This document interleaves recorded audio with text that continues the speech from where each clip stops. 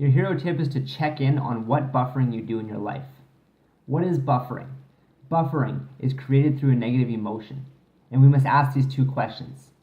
Does it give a negative consequence? And are you using it to avoid a negative emotion? If so, this is buffering. Buffering has a lot to do with our natural and our false pleasures. A false pleasure is a belief. It is a belief compared to the real. A false pleasure is a temporary relief from the negative emotions they will always come back much, much worse than what you are currently feeling them in. Let's take, for example, drinking.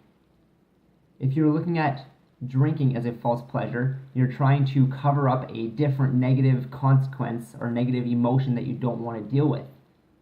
So you don't want to deal with the mortgage bills that are coming up due, so you drink away that negative consequence. But it's only a temporary relief because you wake up the next day sober and that pressing issue of the mortgage is still there. It's never gone away. What is your life like if you could trade all those false pleasures for natural pleasures? Your life is truly something of joy and compassion and beauty when you no longer have these false pleasures in your life, these things that are literally holding you back from growing and developing. You are afraid of what negative consequence is really there. And because of that, you suppress it.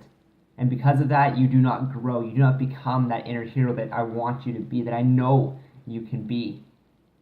So get out of that false desire spin, that false pleasure spin.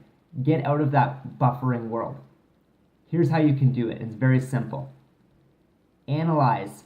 What is my life without this? What is my life without buffering, without drinking, without smoking, without checking Facebook all the time? That's your first step, is just to analyze. What could my life be without this? Stay tuned for a further video on how to progress into the next step of your life.